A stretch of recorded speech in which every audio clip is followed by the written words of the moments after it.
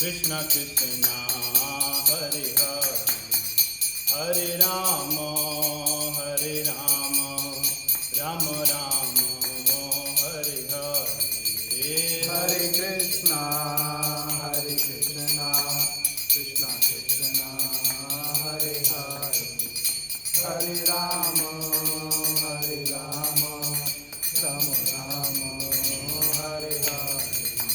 जय प्रभुपद प्रभुपद प्रभुपद, जय प्रभुपद जय प्रभुपदा प्रभुपदा प्रभुपदा जय प्रभुपदा। हरिनाम संकीर्तन की श्रील प्रभुपाद की। ओम अज्ञानतिमिरान्धस्य ज्ञानाञ्जनशलाकया चक्षुरुन्मिलितं येन तस्मै श्रीगुरुवे नमः। वाञ्छाकल्पतरुभ्यश्च कृपा सिन्धुभ्य एव च पतितानां पावनेभ्यो वैष्णवेभ्यो नमो नमः। श्री कृष्ण चैतन्य प्रभु नित्यानंद, श्री अद्वैत गदाधर श्रीवासादि गौर भक्त वृंद। हरे कृष्णा कृष्णा कृष्णा हरे हरे, हरे राम राम राम हरे हरे। आज हम श्रीमद् भगवद गीता अध्याय 5 कर्म संन्यास योग का प्रारंभ करते हैं। इस अध्याय की शुरुआत अर्जुन के प्रश्नों से होती है। अर्जुन भगवान से प्रश्न पूछता है। अर्जुन उवाच अर्जुन उवाच संन्यासं कर्मणां कृष्ण संन्यासं कर्मणां कृष्ण पुनर्योगं च संससि पुनर्योगं च संससि यच्छ्रेयाय तयोरेकम् श्रेयाय तयोरेकं तन्मे ब्रूहि सुनिश्चितम्। तन्मे ब्रूहि सुनिश्चितम्। तो भगवान ने पीछे के अध्यायों में कर्म संन्यास कर्म योग इन विषयों के ऊपर चर्चा की है। तो अर्जुन के मन में एक प्रश्न आया कि संन्यासम कर्मणाम कृष्ण, हे कृष्ण आपने एक समय कहा कि संन्यास करो, संन्यास लो, कर्म से संन्यास लो। कर्म से संन्यास का क्या आशय है? ये ज्ञान का मार्ग है जिसमें व्यक्ति को प्रबल वैराग्य और विवेक इसका आश्रय लेकर प्रकार से विरक्ति का मार्ग है। तो अर्जुन को लगा अच्छा है, मुझे तो यही करना है क्योंकि इसे युद्ध नहीं करना होगा। लेकिन साथ ही साथ तीसरे अध्याय के आखिरी में भगवान ने कहा कि तुम युद्ध करो यानी कर्म योग। और कर्म योग क्या है? निष्काम भाव से बिना फलों के प्रति आसक्त हुए इस संसार में कर्म करना। तो अर्जुन भगवान से प्रश्न पूछता है कि कौन सा श्रेष्ठ है? तन्मे ब्रूहि सुनिश्चितम यत् श्रेय यतयोरेकम। ये जो दो आपने मार्ग बताए हमें, एक कर्म संन्यास का मार्ग और एक कर्म योग का मार्ग, तो इन दोनों में से मेरे लिए मंगलकारी क्या है, मेरे लिए श्रेष्ठ क्या है, आप कृपया करके निश्चित रूप से बता दें ताकि मैं एक का पालन करूं। क्योंकि एक व्यक्ति एक ही समय दो दिशा में तो नहीं चल सकता, या तो पूरब जाएगा या पश्चिम जाएगा। अर्जुन का प्रश्न महत्वपूर्ण है।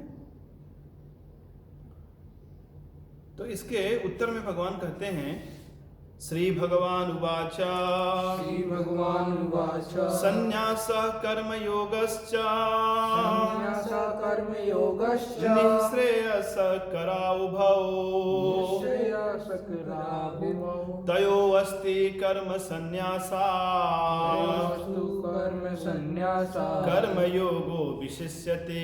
कर्मयोगो विशिष्यते। भगवान ने कहा संन्यासः कर्मयोगश्च निःश्रेयस करा उभौ। निःश्रेय यानी कि परम कल्याण, एक होता है प्रिय, एक होता है श्रेय। जो सर्वश्रेष्ठ कल्याण है वो दोनों से ही प्राप्त होता है, संन्यास से भी और कर्म योग से भी। यानी कर्म संन्यास के मार्ग से यदि कोई व्यक्ति इस संसार से विरक्त होता है, हर प्रकार के कर्तव्यों को बंद करके केवल ध्यान करता है, तत्वों का निरूपण करता है, यानी कि वेद आदि अध्ययन करता है, ये भी एक मार्ग है। ओम ओम जप करता है, इसे कहते हैं कर्म संन्यास का मार्ग। लेकिन दूसरा मार्ग है कर्म योग का मार्ग, जब व्यक्ति फलों के प्रति अनासक्त होकर इस संसार में भगवान की प्रसन्नता के लिए या किसी श्रेष्ठ उद्देश्य के लिए कार्य करता है, उसे कहते हैं कर्मयोग। भगवान कहते हैं दोनों से ही सिद्धि प्राप्त होगी। निःश्रेयस करा उभौ, उभौ यानी दोनों से ही हमें जो हमारे जीवन की सिद्धि है वो प्राप्त होने वाली है। फिर भी तयो अस्ति, क्योंकि उस प्रश्न पूछा का अर्जुन ने कि दोनों में से जो श्रेष्ठ वो बताइए आप।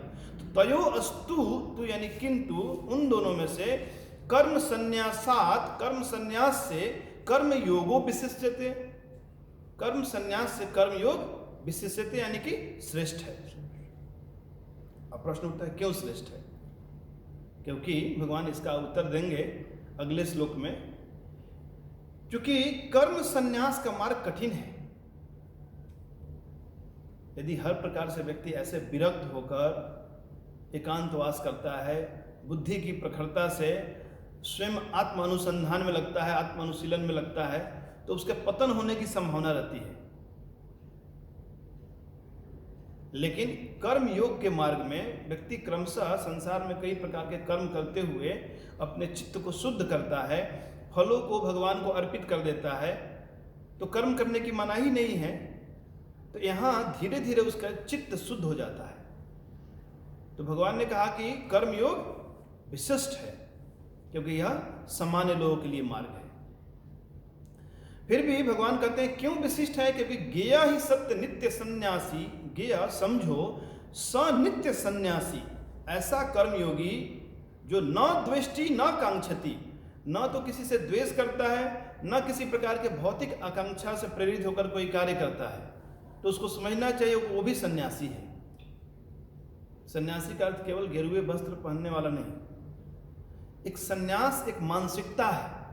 यदि कोई व्यक्ति अपने कर्मों के फल से अनासक्त है, उसमें अभिमान नहीं है, कर्ता का भाव नहीं है, यानी कि एक सन्यास एक विशेष प्रकार की भाव दशा है। एक जब हृदय का उद्देश्य स्पष्ट है कि मुझे अपने लिए कुछ नहीं करना है, तो भगवान कहते हैं ऐसा जो कर्म योगी है, गेया समझो उसे स नित्य सन्यासी, वो भी नित्य सन्यासी है। जो न द्वेष्टि न कांक्षति, निर्द्वंद्व ही महाबाहो, निर्द्वंद है। द्वंद्व यानी कि इस संसार के जो ड्युअलिटीज हैं, मान अपमान, सुख दुख, लाभ हानि,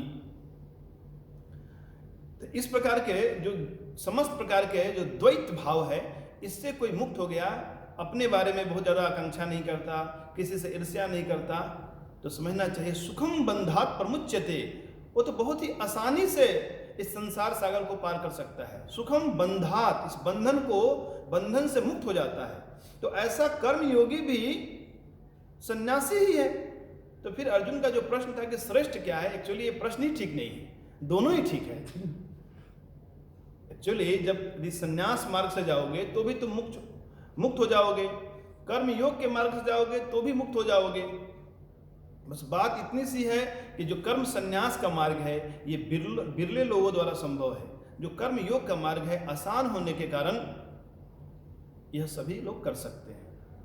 लेकिन प्रश्न है अर्जुन का कि श्रेष्ठ क्या है, तो भगवान ने कहा ठीक है, यदि तुम जानना ही चाहते हो कि श्रेष्ठ क्या है तो समझो कि कर्मयोग श्रेष्ठ है, विशिष्ट है, लेकिन फिर भी इनमें पार्थक्य नहीं करना चाहिए। यदि कोई व्यक्ति इसमें पृथकता करता है तो समझना चाहिए उसकी बुद्धि क्या है, बाल्य बुद्धि है। तो इसकी चर्चा भगवान अगले श्लोक में करते हैं, मेरे पीछे दोहराइए। सांख्य योगो पृथक वाला, सांख्य योगो पृथक वाला, प्रवदन्ति न पंडिता, प्रवदन्ति न पंडिता, एकम अप्यस्थितः सम्यक्, एकम अप्यस्थितः सम्यक्, उभयोर्विन्दते फलम्, उभयोर्विन्दते फलम्। सांख्य योगो पृथक वाला, सांख्य योगो पृथक वाला, प्रवदन्ति न पंडिता, प्रवदन्ति न पंडिता, एकम अप्यस्थितः सम्यक्, एकम अप्यस्थितः सम्यक्, उभयोर्विन्दते फलम्। उभयोर्विन्दते फलम्। ये श्लोक सुनने के बाद कुछ भक्तों को कठिनाई होती है, क्योंकि भगवान ने जो पीछे जिन शब्दों का उपयोग किया तो बदल दिया। पीछे संन्यास और योग शब्द व्यवहृत हुए थे, संन्यास यानी कि कर्म संन्यास, ज्ञान का मार्ग, और योग यानी कि कर्म योग का मार्ग। अब उन्हीं बातों को व्यक्त करने के लिए भगवान यहाँ सांख्य शब्द का व्यवहार कर रहे हैं, और योग यानी सांख्य योगो पृथक बाला। सांख्य का आशय है कर्म संन्यास का मार्ग, और योग यानी कि कर्म योग का मार्ग। तो जो व्यक्ति सोचते हैं कि कर्म संन्यास का मार्ग अलग है और कर्म योग का मार्ग अलग है, ये क्या है? बाल बुद्धि है, यानी कि वो अपरिपक्व है। हो सकता है कि उनकी शरीर बढ़ गया लेकिन बुद्धि अभी बढ़ी नहीं है। क्यों अलग सोचते हैं ऐसे? क्योंकि जैसे बच्चे बाहरी चीज़ों के प्रति बहुत आकृष्ट होते हैं, क्योंकि प्रतीत ऐसा ही होता है कि एक व्यक्ति देखो जो कर्म संन्यास का मार्ग का अनुसरण करने वाला है, वो तो सब कुछ छोड़ के बैठा हुआ है ना। उसने विवाह भी नहीं किया, घर गृहस्थी भी नहीं बसाए, सूखा रूखा खाता है, दिन भर बैठकर ओम ओम करता है या कोई जाप करता रहता है, वेद अध्ययन में लगा रहता है। लेकिन एक कर्म योगी व्यक्ति है, वो तो घर संसार में रहता है, कठोर श्रम करता है, भगवान की सेवा में लगा रहता है। तो दोनों देखने में तो बिल्कुल पृथक लग रहे हैं, पृथक दिखने में ऐसे प्रतीत होते हैं, लेकिन उद्देश्य चूंकि दोनों का एक है इसलिए दोनों पृथक नहीं है। तो जो लोग पृथक सोचते हैं तो समझना चाहिए उनकी बुद्धि क्या है? बाल बुद्धि है। सांख्य योगो पृथक बाला प्रवदंती न पंडिता। जो पंडित गण हैं, जो विद्वान हैं, जो बुद्धिमान लोग हैं, प्रवदंती वे कहते हैं कि वो अलग नहीं है। या दूसरे शब्दों में जो पंडित गण हैं वे इसको अलग नहीं मानते हैं। क्यों नहीं मानते? एकम अपि आस्थितः सम्यक। यदि कोई सम्यक रूप से किसी दोनों में से किसी एक में भी स्थित हो जाता है, या तो कर्म संन्यास के मार्ग में स्थित हो जाए चाहे कर्म योग के मार्ग में स्थित हो जाए, तो उभयोर बिंदते फलम। जो फल दोनों से प्राप्त होता है वो किसी एक से भी प्राप्त हो जाएगा। तो चाहे तुम कर्म संन्यास के मार्ग का अनुसरण करो चाहे कर्म योग के मार्ग का अनुसरण करो, दोनों से ही एक फल की प्राप्ति होती है। लेकिन हाँ, एक मार्ग सरल है और एक मार्ग कठिन है। तो सरलता के कारण भगवान ने कहा कि कर्म योगो विशिष्यते, वह मार्ग विशिष्ट मार्ग है क्योंकि सामान्य लोग उसको फॉलो कर सकते हैं। जैसे एक एलोपैथिक मेडिसिन का है सिस्टम, एक है होम्योपैथिक। अब कोई आपस में झगड़ा करे कि एलोपैथिक अच्छा है कि होम्योपैथिक अच्छा है, एलोपैथिक वाला होम्योपैथिक की निंदा करे, अरे ये तो अननेचुरल है, अनसाइंटिफिक है, ये क्या दाने खाने से कोई ठीक होता है। अब होम्योपैथिक वाले एलोपैथिक की निंदा कर रहे हैं, ये तो बहुत साइड इफेक्ट है, बहुत एक्सपेंसिव है, इतना सारा डायग्नोसिस करो पहले। तो ये ऐसी बातें कौन करेगा? जो अपरिपक्व है। एक्चुअली दोनों ही सिस्टम ठीक है, दोनों का उद्देश्य क्या है? मरीज को ठीक करना। तो वैसे ही योग का उद्देश्य है व्यक्ति के हृदय को शुद्ध करना, निर्मल करना और शरीर छोड़ने के बाद उसे मुक्त करना। लेकिन हाँ, कर्म योग के मार्ग में व्यक्ति क्रमशः संसार में कर्म करते हुए अनासक्त भाव से उसका हृदय शुद्ध होता है, फिर अंततः वह ज्ञान को प्राप्त कर लेता है। उसे पता चलता है कि सर्वधर्मान परित्यज्य माम एकम शरणम व्रज, तो फिर उस अवस्था को प्राप्त करता है। और कोई कोई है भाग्यवान ऐसा है जिसे पहले ही पता चल गया, तो वही अभी उसने कर्म संन्यास लेकर सभी धर्मों का परित्याग करके भगवान के प्रति पूर्णतः शरणागत हो गया, वो भी श्रेष्ठ है। तो बात यह है कि कौन व्यक्ति क्या पालन कर सकता है। तो दोनों ही मार्ग ठीक हैं, लेकिन व्यक्ति अपनी सामर्थ्य और योग्यता के अनुसार उस मार्ग का अनुसरण करता है।